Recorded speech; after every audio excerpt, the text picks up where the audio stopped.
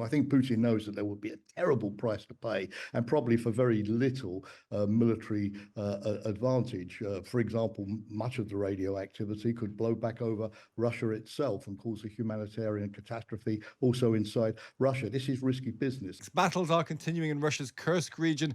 Russia claims that their airstrikes are halting the Ukrainians' advance, but Kiev says they're still going strong. Both sides have barred journalists from the battlefield, so it's difficult to verify claims. It's been Ukraine's biggest offensive since the war began and the first time Russia has been invaded since 1941. So where does Western support go from here? Dr. Jamie Shea is a former NATO Deputy Assistant General. We can speak to him now. Morning, Jamie. Good morning to you. Does it change anything as far as NATO is concerned? Because it's one thing supporting a country that's resisting invasion. And is it any different supporting a country resisting invasion by going into another country? Well, I think most NATO allies will agree that this is still part of Ukraine's legitimate self-defense. I mean, after all, as everybody knows, it was Russia that started it by invading Ukraine twice. The first time, of course, in 2014 when it annexed Crimea, and then in February 2022. So it's legitimate, if you like, for Ukraine to take the battle directly to Russia. All the more so as Ukraine has entered a part of Russia, the Kursk region, which the Russians have been using as a source of sort of missile launch platforms to fire directly into Ukraine itself, particularly to attack the city of Kharkiv, to stage troops, logistics, and so on. And for some time now, certain NATO allies, the UK, for example, the US and others, have granted Ukraine the right to use their weapons to fire at Russian military targets, not civilian targets, on the other side of the border, but not to, if you like, to launch a full-scale invasion of Russia, which is hardly practical in the case of Ukraine, or to dig deep into Ukraine itself. So I think for the time being, most allies have been taken by surprise by what's been going on. The Ukrainians kept it very secret and are waiting to see a little bit how it's all going to play out in coming days. Well, they're entitled to keep it secret because they make legitimate statements about how the war is all our wars together, and an awful lot of the Ukrainian army is subsidized by NATO forces. Are NATO entitled to know about something like this in advance, do you think? Well, the answer is, I think, in this case, is that many allies were indeed taken by surprise. The Ukrainians, of course, have had some months to build up for this. They couldn't improvise it simply in 24 hours.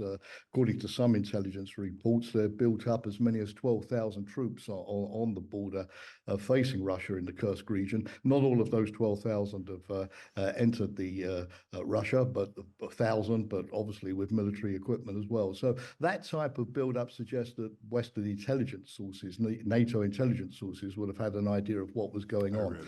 But whether President Zelensky directly consulted NATO governments, it doesn't look like that is happening. But as I've said, for so far, most Western governments will agree that President Zelensky, under great pressure from Russian forces in the Donbass, where Ukraine has been retreating, probably did have to do something like this to regain the initiative and to try to pull those Russian forces from the Donbass back into Russia to parry this Ukrainian advance, which hopefully could change the shape of the war, which was not before then really going very much in Kiev's favor. I think the fear of some people would be that it's very hard for Putin to escalate an all-out war further. He's already fully engaged in war against Ukraine. There's been throughout the last 2.5 years this whisper of tactical nuclear weapons, the idea that Putin could send a nuclear missile onto the battlefield, not against a civilian target, not against a broad city or anything like that, but on the battlefield. Is that a possibility that people are thinking about? Well, certainly the Russians like to brandish the threat of tactical nuclear weapons to scare, of course, Western public opinion first and foremost, to try to deter Western governments. So far, we've had all kinds, if you like, of mini escalations, both by the Russians and, of course, now by the Ukrainians, and also in terms of Western governments giving more and more sophisticated military equipment to Kiev, like cruise missiles, F-16 aircraft, which they ruled out at the beginning of the conflict. And we haven't seen Russia do anything desperate on their side. Of course, now that Ukraine has taken a little part of Russian territory, but they claim 1,000 square kilometers. It's more difficult for Russia to use these type of weapons because it possibly would be striking on its own territory against Ukraine. But could they do it if they had? If they, I mean, because I think it's such an interesting point to people. Because the answer is they've never done it, and a lot of people think they would never do it. But could they do it in another part of Ukraine? Is it possible? Is it even on the table? Would the generals agree with Putin? Is it this, how big a step would it be? Because the notion of tactical nuclear weapons, the word tactical means something that means it's not full escalation into nuclear war. Well, I think first of all, the Russians have got lots of possibilities to escalate, short of crossing the threshold of using tactical nuclear weapons. They know very well that this would bring down sort of international opprobrium even more on their heads. For example, their relationship with China, I think, would suffer enormously if they crossed the nuclear threshold. It would be much harder for governments, particularly in the global south and elsewhere, to cooperate with them, to trade with them. I think Putin knows that there would be a terrible price to pay, and probably for very little military advantage. For example, much of the radioactivity could blow back over Russia itself and cause a humanitarian catastrophe also inside Russia. This is risky business, and I think the Russians have other options, which I think Putin would prefer, using his air force, using more missiles against Ukraine. There has been some speculation about what Russia might try to do in terms of damaging further the Zaporizhzhia nuclear power plant, which they currently control. So I still think that, for Putin, this is a very, very wide Rubicon to cross, and I think the reasons not to do it outweigh the reasons to do it. And just finally, could this be a turning point in the war? Because as you say, things haven't been going very well for a year or so. It felt like we're in a war of attrition and grind. This is only 1,000 square kilometers. They're not going to invade Russia. No one's managed successfully to do that. And Ukrainian army is certainly not capable of doing that. So at some point, they're going to have to come out of this position, you would have thought. But could this mark a turning point in the war still?